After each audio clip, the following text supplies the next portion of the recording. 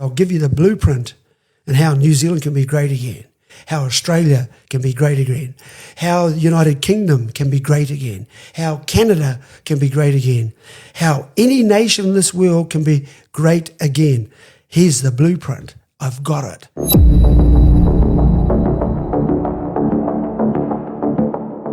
So I'm going to touch on a few things here that I think are very important, because these are the two things that we don't have now.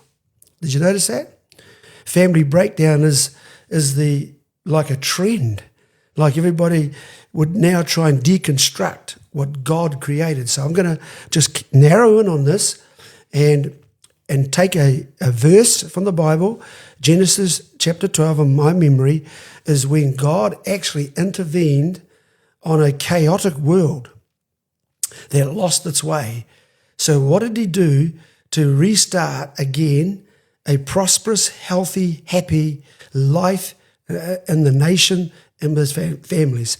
I'll tell you what he did from the chaos. From the chaos, he called a man called Abraham. Now, this is what he said to him. He said, if you're going to build a great nation, so here you go, all budding politicians, if you're going to build a great nation, he got Abraham and he said, I'll give you the blueprint and how New Zealand can be great again, how Australia can be great again, how the United Kingdom can be great again, how Canada can be great again, how any nation in this world can be great again. Here's the blueprint. I've got it. And it's accessible, but you need to hear how that happened. He called a man, a male, called a father. That's right. Why am I saying it like this? And you will know, because this is not a human concept. This is not created by any man or committee, the United Nations, anybody. This is exclusively to God. God created a male called a man, and he said to Abraham, you are a father. He gave him the gift of being a father. That's got to be the most important function in our chaotic world today, is having good fathers. Fathers that love their sons and their daughters. Fathers that care for their families first and make sure that they grow in a safe environment, an environment conducive for them to grow as healthy children.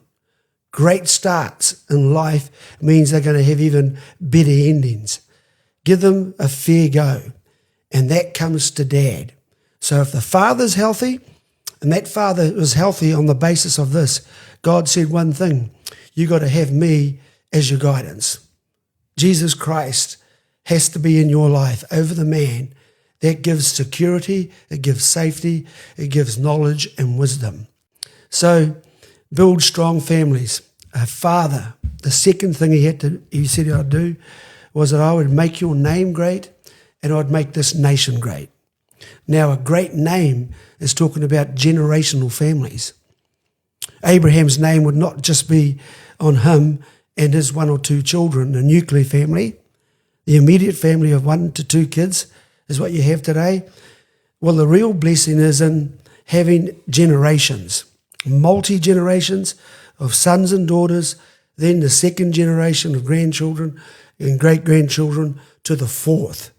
The promise is, or the blueprint is, that if a family had generational strength, and not just in children and numbers, but the patriarch and the matriarch who are Christian would pass on, of course, gathered wealth, the material possessions, business. You're talking about making sure that housing and every other factor that goes to making their life better was far more successful with the combination of the many immediate generational families providing the springboard for their future. In other words, they weren't going into the future with a deficit, they were going with asset. They were going not in weakness to the next life, but in power. So you pass on what you accumulate, not only in wealth, but also in wisdom and knowledge. So I pass my experience onto my children. as well as a business or work ethics and all of the things that count for having a strong family. So with my children, I passed on, first of all, the God of their father. My God was Jesus Christ. So in a way, without forcing, and that they would come to their own relationship with Christ, which is the greatest thing in building a strong family, therefore building a strong, safe, prosperous nation. It's the blueprint. So when they grew up, they received the God of their father. And it's God exclusively that has the blueprint to a family that will prosper in health and wealth and build strong nations. Isn't that what we want? Isn't that what we want? And boy, the happiness in that.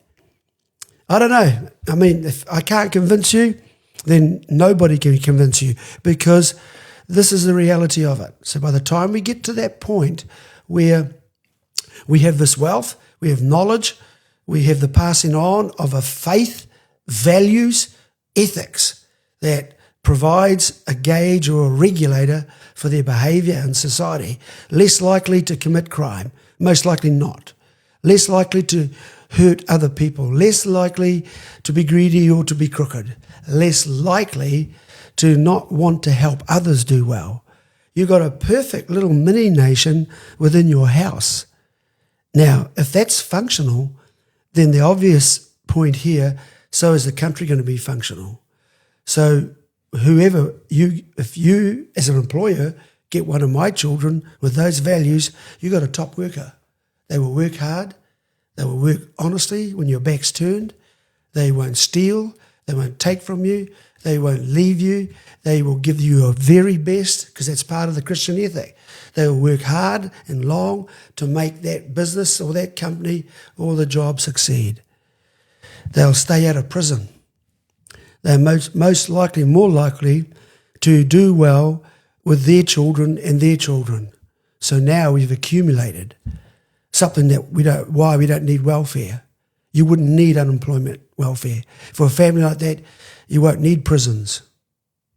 For a family like that, your neighbours can be happy, leave your door unlocked in a safe, because that family won't rob from you.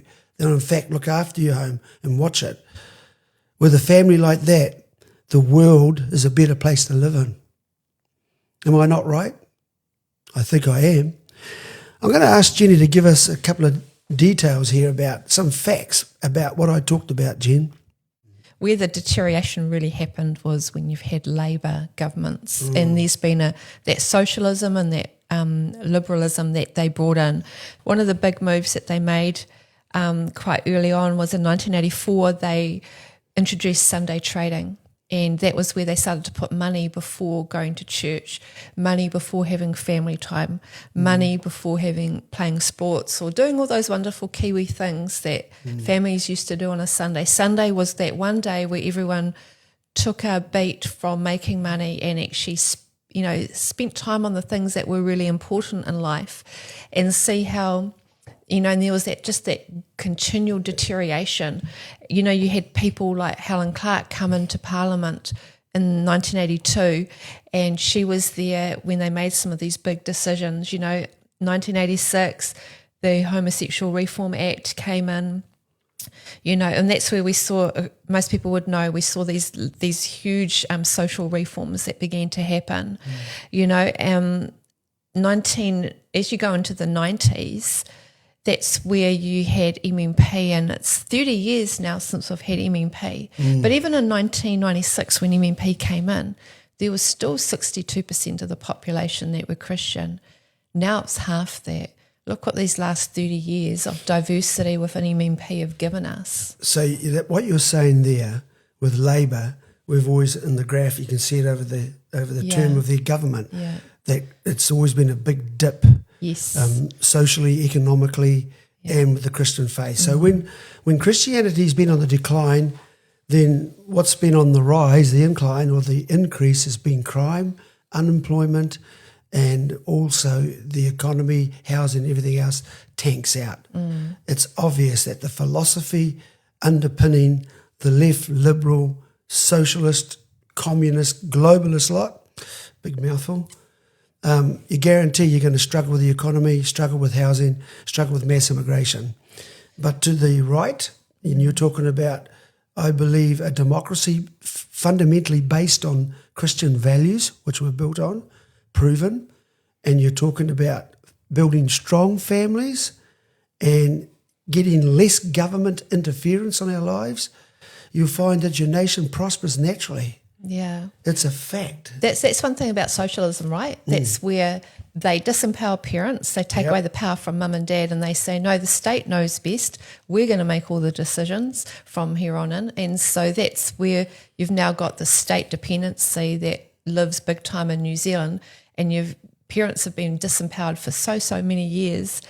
But also, too, if you look at Helen Clark over her reign, 1999 to 2008, she really baked in those social liberal policies into New Zealand, and she brought in a whole lot of horrific things. But I know there's one particular action that she took that is a particular bugbear to you that happened in 2007, which was? Well, 2007, Helen Clark did the despicable, and I believe this has caused some of the economic collapse and the societal collapse, family collapse, definitely. She decided to take it upon herself to officially declare that New Zealand had no official religion. We had no Christian religion. Christianity was wiped out. She just took our history, she took our founding faith and just threw it on the rubbish heap, just like that. This Helen Clark did more damage than you think. Then she brought in this declaration of religious diversity. So it wasn't just like getting Christianity out of the way deliberately so she could just say to everybody, well, just live a life that you find. She deliberately brought in foreign religions. That was based fundamentally the basis of bringing in immigrants or migrants was to bring in their religions. She encouraged them and had a faith interforum in Waitangi itself. She invited. So she proactively invited Islamic and Buddhism and the Indian religions. She invited everything but Christianity, because I remember I was outside there when we were protesting that this was a Christian country. She had the hotel at Waitangi full of all of these multi-religions she opened the door to them, promising them land to build their mosques, their temples, their shrines, and that she would even help fund their Islamic schools and their religious schools attached to these anti-Christian religions. She was anti-family and anti-Christ. So she went on a campaign from there, Jim, and I'm telling you right now, I believe this destroyed our parliament. It opened the door to all this wickedness. Yeah.